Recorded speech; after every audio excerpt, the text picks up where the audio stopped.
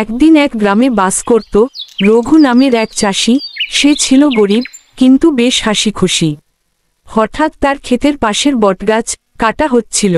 লোকেরা বলতো এই গাছে ভূত আছে।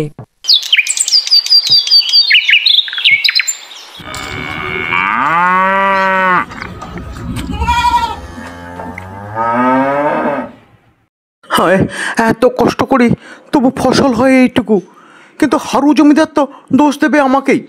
ভগবান, এবার একটা চমৎকার না হলে কিছু হবে না। লঘু ভাই, আমি শুনেছি তোমার নাকি ক্ষেত কথা বলে। ক্ষেতটা তোর মতনই পাগল।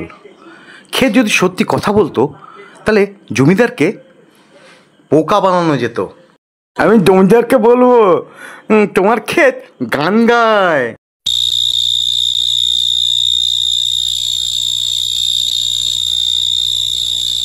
তবে সেই রাতেই ঘটল গোলমাল।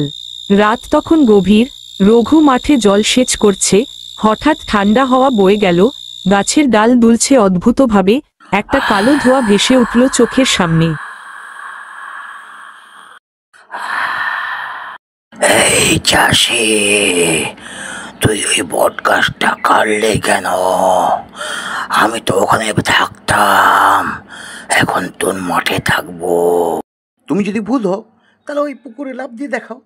ভূত তো ওরে ডোবে না, তাই তুমিও ডুববে না। মানে আমি ওই পুকুরে লাফ দেব? ভূত হলে লাফ দাও, না হলে হাত দাও। এই নে, ঝাঁপ দিলাম। ভূত সঙ্গে সঙ্গে লাফ দিল, পুকুরের জল মুখে ডাকলো আর কাশতে লাগলো। রঘু নিশ্চয়ই কোনো কুসংস্কার দিয়ে লোককে ভরকাচ্ছে।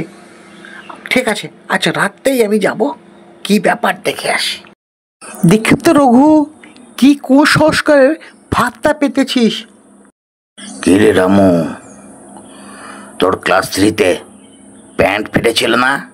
আমি সব জানি। ওরে বাবা, ভূত তো সব জানে। ওরে বাবা, আমি মানে না, পালাই পালাই পালাই। এবার রঘুর জমিতে ফসলও ভালো হয়। কেউ ভয় রঘুর জমিতে চুরি করে না।